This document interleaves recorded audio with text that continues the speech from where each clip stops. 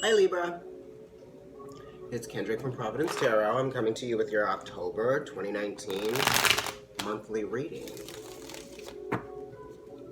I hope you like the white roses and the blue jay feather.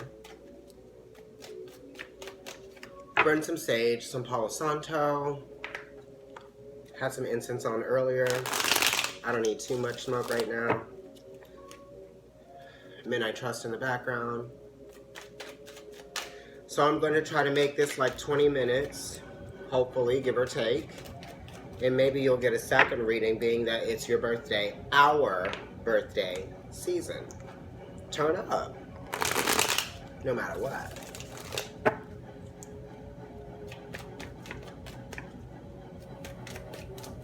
Last one.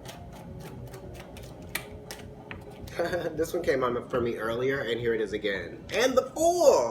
Alright, so this is talking about change. This is Uranus, okay? And this is something that's going on with Uranus and Saturn, because Saturn rules the pages. This page is air and earth. And this is talking about a change in your process of thought and what you valued or what you thought that you were building, right? So this could be a new phase, right? You're ushering in, you're being initiated into a new phase of learning, right? Or you're at the beginning stages of something new, right? It's fresh, it's a process, it's also your way of thinking, and it's communication. So maybe you're starting talks with someone, right? And it might even be making you feel a little overwhelmed because you might be feeling like you're taking a risk, or you might even be highly considering taking a risk, right? Or you're just considering taking something that you know would be risky because it's not your norm. It's not part of what you've already been through or what you've already learned. This is something that you're going to be learning new. Or, you know, it definitely is something that you're interested in, but it is just kind of like a new situation, right? Because there's going to be more learning there, right? Because it's new. The Fool could talk about Libra, right? Or it could be talking about an Aquarius, okay? It could also be talking about, you know, optimism, right? And hope, right? Understanding that things can and will get better, right? Where are you in the present? Think about the right now. You know what I mean? What's going on with you there? So I'm going to put these over to the side, and we're going to keep referring back to those. Because that was the last shuffle, right? And they popped out. And the Page of Swords turned over for me, myself, from the deck before I even did the reading. So I was looking at the Page of Swords before, you know, and I'm a Libra, Sun and Rising. So here we go. During an Ascendant.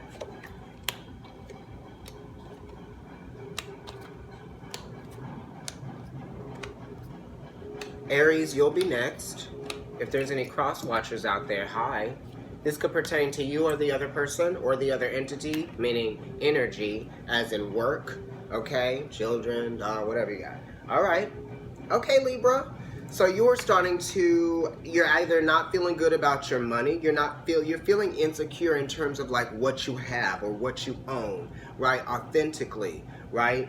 And this is also talking about, you know, insecurities, not wanting to let something go, right? Because this is kind of like not wanting to let something go, right? You might even be feeling psychological, some kind of psychological, not abuse, but just conflict within an intimate relationship. So there's some psychological conflict within the intimate relationship, perhaps, or within the institution of the commitment of the relationship, right? So it could be like you might identify with being committed to someone or something, but within that commitment of being attached to that person, that institution, there's some things that really haven't worked. So something isn't working and something needs to change, but it's almost kind of like you feel bad about that thing needing to change, or you don't feel necessarily good about it changing, because you know you're going to have the radical change from the Fool and Uranus, which Uranus right now is actually in Taurus, which for Libra, that's actually your 8th house of intimate relationships. And also, you know, hold on one second. This Palo Santo is going off. Oh my God. I wasn't expecting. I didn't even light it that long. Okay, maybe it needs to be going. Y'all done seen my wand and everything.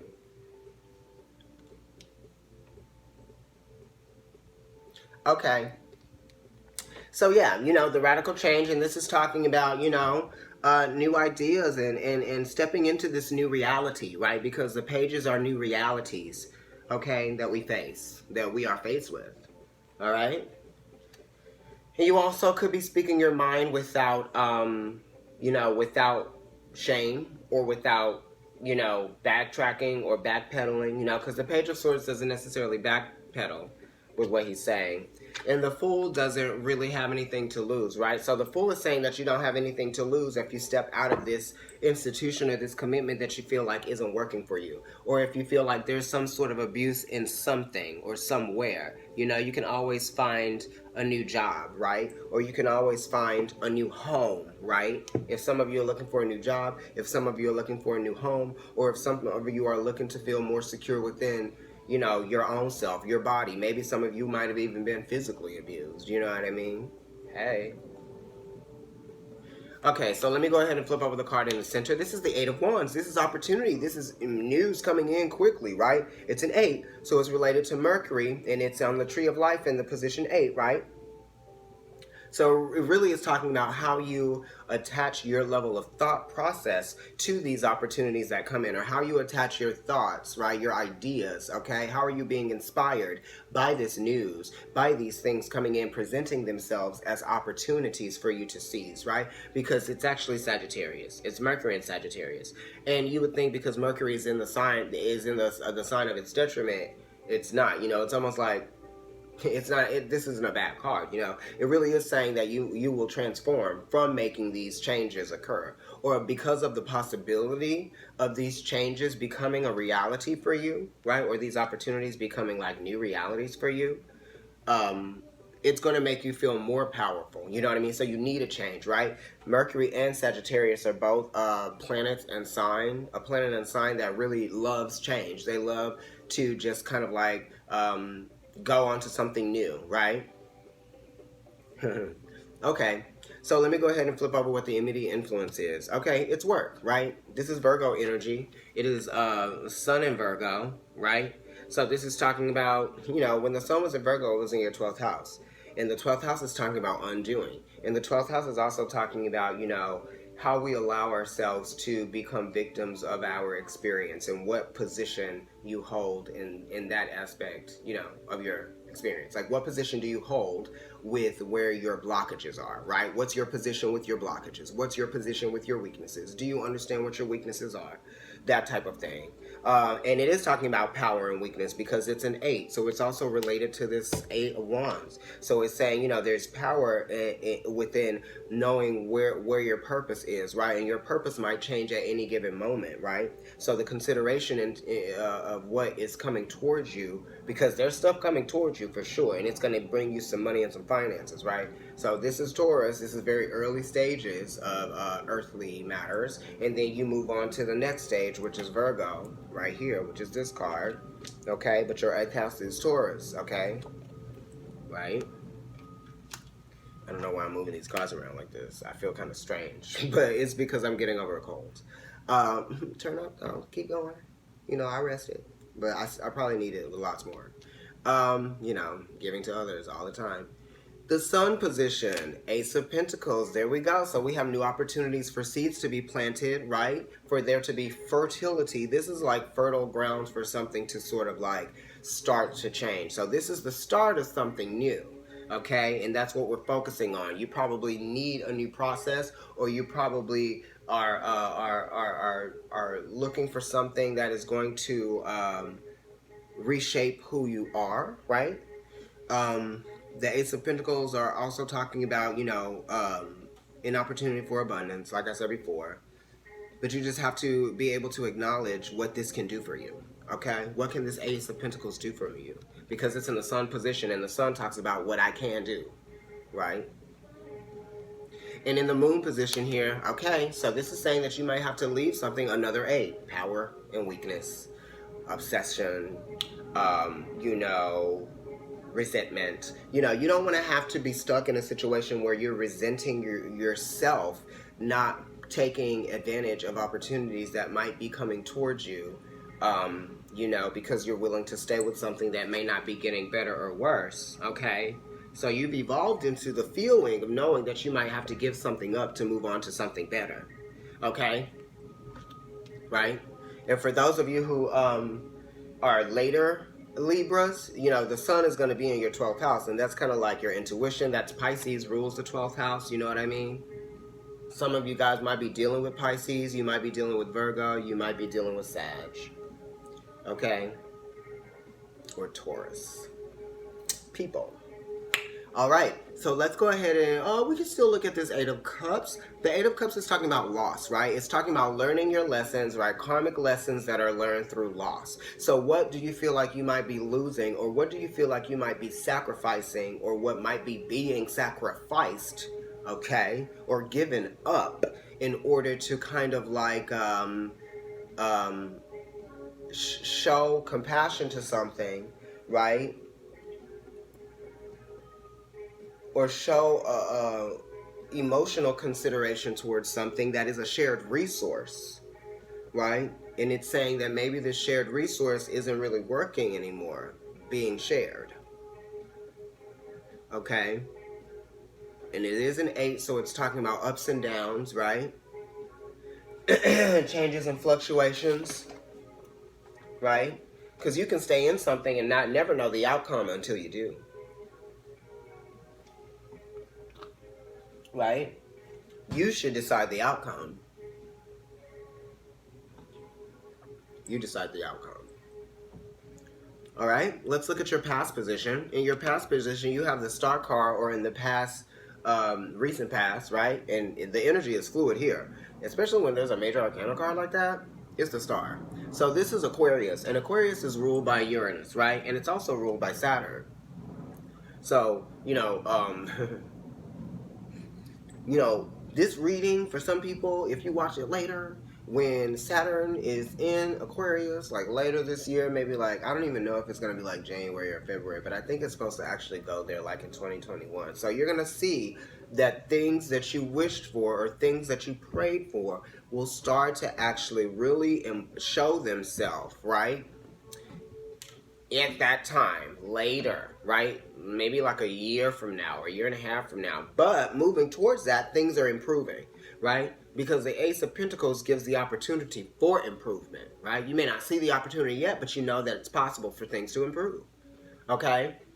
And the Star card is 17, so it's another 8. You have an 8, an 8, an 8, an 8, and that's an infinity symbol, right? That's a symbol of power, right?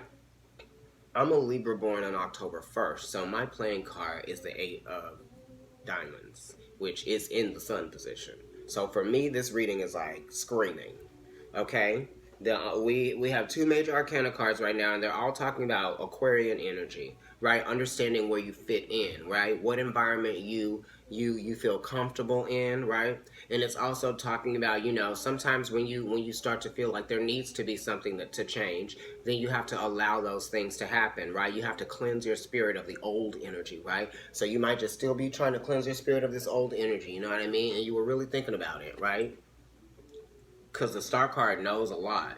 And it's really in the thought process of the mind, because Mercury is exalted in Aquarius, okay? And that's talking about allowing yourself to let the energy flow into the change instead of it being kind of like, you know, jarring change, you know what I mean? And this is allowing yourself to cope with it, right? Using the power of the mind to flow with the changes that are happening. I don't know if that makes any sense to you guys, but you know, you have to sometimes clear your head. You have to allow yourself to realize that there are some things that you can't control. And if you continue to focus mentally on those things that you can't control, it's just going to continue to add more pollution to your mind, right? So mind pollution, get it out. If other people are trying to get in your head, right, flush it out. Whatever. You have something new going on. You have some new things that you are going to be committing to, right? So now let's look at your anxieties, okay? In your anxieties, you have the King of Raw. So some of you guys might be dealing with a Leo, okay? Or you might even be dealing with a Cancer, right? This is somebody in your anxieties that, like, You might have anxieties with authority. This could be a boss, or you may have anxieties with just, you know, difficulties with dealing with a boss or not knowing how to. Or this could be a person that might have something to do with you needing to clear out this energy that's in your mind, in your psychology, right? Your headspace, okay? And the King of Rods is actually opposite the Star card, so there could be some opposition here, right? There could be some reflection, right? We could be mirrors, and other people could be our mirrors, right? The Star card can be the King of Rods mirror, and the King of Rods could be the Star card's mirror. You know what I mean? So maybe we have to free ourselves from things that have control over us mentally, right? Because the King of Rods definitely has a responsibility, and he is authority, so he has a control over those, over other people, right? In Leo, I believe that Pluto is exalted in Leo. Okay. Sun, Moon, and Rising, guys. All right, so let's look at the Mars position. Wow, I was hoping. This is fierce. The Justice card in the Mars position. So Mars is actually going into Libra. Just went in. Okay? So this is giving you energy, right? This Justice card has you feeling like you want to assert yourself in the form and fashion that you do naturally, right? This could also talk about, you know, the sharing of energy, right? So it's talking about sharing energy probably with someone, right? And that's related to the Star card, being that Aquarius is the 11th house, and this is the 11th major arcana card, okay? So the Justice card talks about balancing out a situation, right? Trying to create harmony. You're putting energy, effort, and focus into trying to balance out a situation. Okay, the Justice card could have to do with signing a contract. This could have to do with signing a contract on a home, because 11 is kind of like the second house, right? Which is Taurus, okay? Could have to do with some paperwork, you know, legal paperwork, just to kind of like have everything on paper so that you can get the process on and going. This is also discovering the truth about something, or speaking your truth, right? You could be reflecting on your truth, right? And the Justice card does talk about the justification of your actions, right? And I feel like your actions might be justified, right? Because look, justice, justification in the Mars position. Mars just went into Libra. Mars doesn't really like going over there. He's sort of debilitated, right? Because he has to sort of think before he acts, right? So this could be saying think before you act for some of you guys, right? Or somebody should have thought before they acted, okay? Or before they said something in a social way, one-on-one perhaps, right? You might have even been turned off by someone's social immaturity. Okay? It goes both ways. Now, remember that. So now, in the Venus position, you have the Knight of Cups. So you might be dealing with a Pisces, right? Or you could even be dealing with an Aquarius, right? Or you could be dealing with a Pisces that's distant, like an Aquarius, right? Or you could be dealing with this Knight of Cups who's intimidated by their own emotions, which is causing them to be distant, right? This could be male or female. It's somebody that's usually compassionate, but, you know, they also will be the person that could even potentially throw you under the bus. No one has thrown me under the bus who's a Pisces, okay?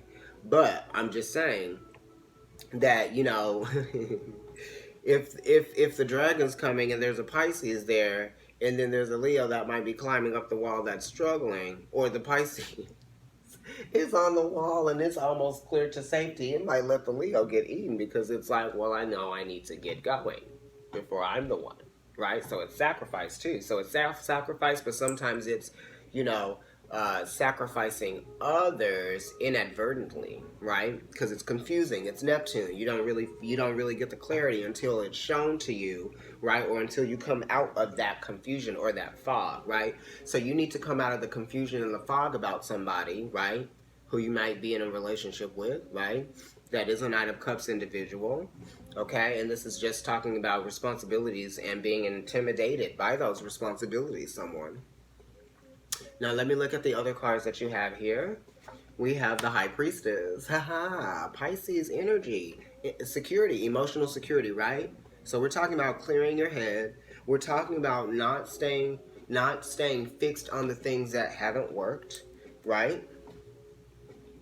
Not doing it in the wrong place, right? That's not what we're trying to do. We're not trying to be in the wrong place. We're trying to be in the right place with it. So there's some things that are going to be revealed to you guys, right? Through work, right?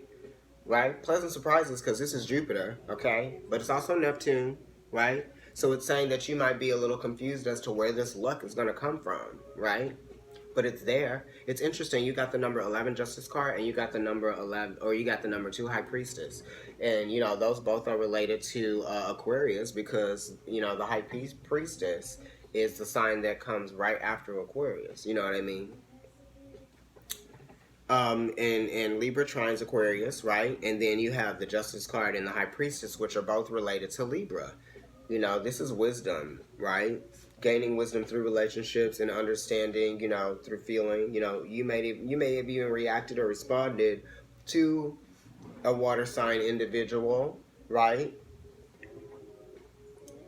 And express something emotionally, right? This is dreams too. So your dreams are starting to show you some things too within the context of what's going on in your subconscious. So you're going to be listening to your subconscious. And then you have the King of Swords, which is Aquarius energy, fixed air, right? We talked about that. And this is talking about knowing, right? So in the future, you know what you want your future to look like. You know what you see, right? What you're idealizing and how you see, you know, the picture panning out, right? You know? You have a lot of Pisces energy here, okay? And Aquarius with the Fool card and the King of Swords and the Star card. So it's talking about detaching from some emotional, right? From the emotional bond, okay? And doing it so in a way that you will be mentally fine, okay? Because you know you need to start to understand things about yourself that aren't incited by others, because then you will start to appreciate your experience more rather than focusing on things and ways that other people have affected your energy. Don't let them affect your energy. That's the thing. You have to learn how to do that. Okay? And it really is just focusing on you. You know what I mean? Because you are your most important asset, right? And what someone says or what someone does doesn't really have to stop you from doing what you have always been doing.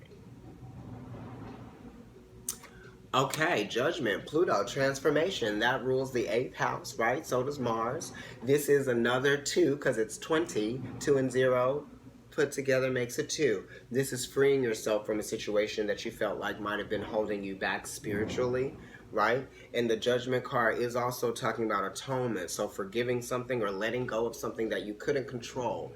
Like choosing, right, not to obsess over it, allowing yourself to be free of this, you know what I mean? And Pluto is related to Leo energy, so it's talking about the self, definitely. And then it also is related to Aries, again, the self, right? The belief in oneself, okay? What freeing yourself and what not apologizing, but what atonement can do, what forgiveness can do, the power of forgiveness, right? Sometimes you have to even forgive yourself, right? Based on how you have responded or reacted, right, to your experience or what you've allowed, right? Because you may have allowed yourself to be kept in, right? And now it's time to allow yourself to be set free, okay? And do what it is that you do so well, Libra. All right, happy birthday.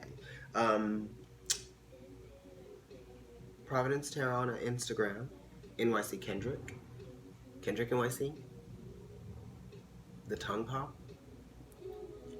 Like, share, and subscribe.